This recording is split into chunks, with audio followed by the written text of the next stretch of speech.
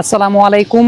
আগামী ৩রা অক্টোবর ভারতের সল্ট লেকে ভারতের মুখোমুখি হতে যাচ্ছে ব্রাজিল, যেটা সাবকন্টিনেন্টের ফুটবল ইতিহাসে একটা অনেক বড় ঘটনা। এবং all India football federation, even যারা আসলে মধ্যস্থতাকারী প্রতিষ্ঠান ছিল সেই জায়গাতে বেস্ট 11 তাদের নাম, তাদের প্রত্যেককে অবশ্যই অভিনন্দন জানাতে হয়, যে কারণ এরকম একটা অসম্ভব কাজকে তারা সম্ভব করতে পেরেছে।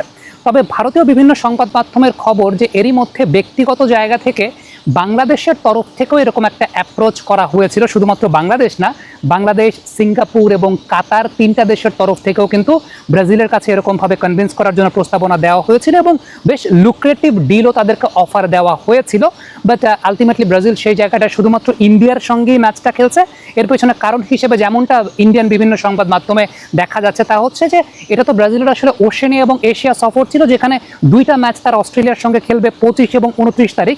পরবর্তী সময় 3 তারিখ তারা ইন্ডিয়াতে এসে খেলবে। তারা এমন একটা ভেন্যু খুঁজছিল যেখানে আসলে ট্রাভেলিং ডিস্টেন্সটা কম এবং সেই সঙ্গে টাইম ফ্রেমের জায়গাটায় খুব বেশি প্রবলেম হবে না।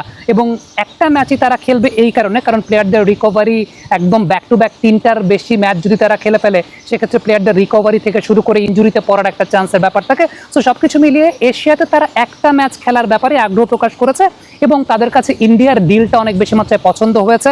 অল ইন্ডিয়া ফুটবল ফেডারেশন সেই জায়গাটায় ডেফিনেটলি ডিপ্লোম্যাটিক জায়গা থেকে একটা বেশ ভালো ফুটবল ডিপ্লোম্যাসি প্রদর্শন করেছে, সেটা তাদের ক্রেডিটের ব্যাপার। এবং সবচেয়ে উল্লেখযোগ্য ব্যাপার হচ্ছে যে বেস্ট 11 গ্রুপ যারা মধ্যস্থতাকারী প্রতিষ্ঠান হিসেবে কাজ করেছে তাদেরও একটা ক্রেডিটের জায়গা। তবে এরই মধ্যে যে খবরটা আসলে প্রকাশিত হয়েছে ইন্ডিয়ান বিভিন্ন সংবাদ মাধ্যমে, সেটা হচ্ছে বাংলাদেশ থেকেও এরকম একটা অফার তাদের কাছে গেছে।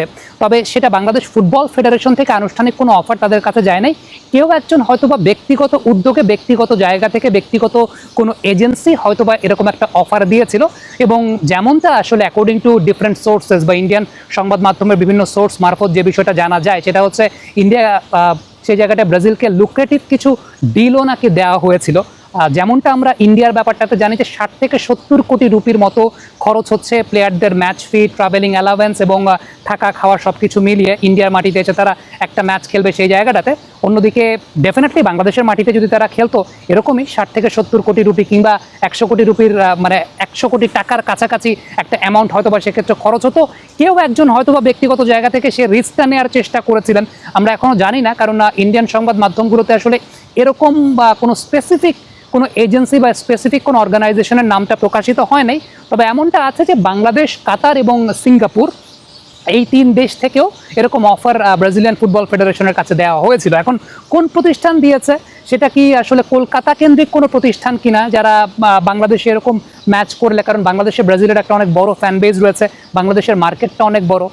এমন হতে পারে যে হয়তোবা ইন্ডিয়ান কোনো এজেন্সি বা কলকাতা কেন্দ্রিক কোনো এজেন্সি যারা হয়তোবা চিন্তা করেছে যে বাংলাদেশের মার্কেটটাতে তারাও সেই জায়গাটা একটা উইন উইন সিচুয়েশন, একটা বিজনেস ডিল করতে পারবে বা এরকম কিছু, সেরকমও হতে পারে।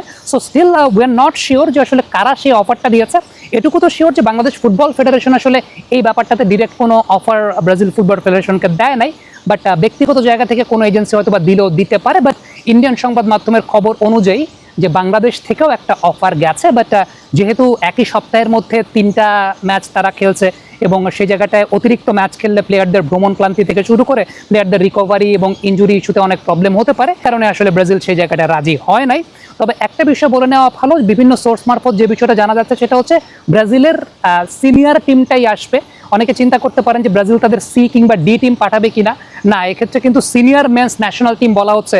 তার মানে ধরে নেওয়াই যাচ্ছে যে ভিনিসিয়াস জুনিয়র কিংবা মানে মেইন স্ট্রিম টিম যেটা ব্রুনো গিমারেজ যারা আছেন, সেই টিমটাই হয়তোবা আসবে বা তারাই আসবে বলেই মনে হচ্ছে। মানে সিনিয়র মেন্স ইন্টারন্যাশনাল টিম মানে হচ্ছে যে আপনি ইউ আর বাউন্ড টু মানে play your best team.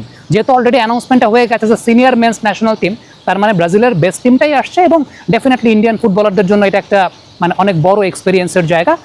I don't know যে বাংলাদেশ থেকে আসলে কে অফার দিয়েছিলেন বা বাংলাদেশের পক্ষ হয়ে কে অফার দিয়েছিলেন। বাট ডিলটা যদি কোনোভাবে ফাইনালাইজ হতে পারতো এবং সেই জায়গাটা বাংলাদেশ ফুটবল ফেডারেশন যদি কোলাবোরেশন তো ডেফিনেটলি তাদের করতে হতো, যদি তেমনটা হতো ডেফিনেটলি বাংলাদেশের মাটিতেও আমরা এরকম একটা ঐতিহাসিক ম্যাচ হয়তো বা দেখতে পারতাম এবং যাচাই করতে পারতাম যে আসলে আমাদের টিমটা কোন পর্যায়ে আছে ওয়ার্ল্ড লেভেল থেকে। অনেকেই তো অনেক ধরনের স্কোর লাইনের কথা বলেন, 10-0, 20-0, বাট বেসিকলি আসলে এই টাইপের টিমের এগেনস্টে খেললে এশিয়ান টিমগুলো বা সাবকন্টিনেন্টাল টিমগুলো আসলে কোন অবস্থায় আছে সেই বিষয়টা তো অবশ্যই ইন্ডিয়ার ম্যাচটার মাধ্যমে আমরা একটু দেখতে পারবো যে আসলে আমরা যেরকম চিন্তা করি 10 গোল 20 গোল এইটাই কি রিয়েলিস্টিক। নাকি আসলে ফুটবল এতটাও কমপ্লিকেটেড না যে 10 গোল 20 গোল হবে, সেক্ষেত্রে হয়তো বা 3-4 গোলের একটা মার্জিন থাকবে।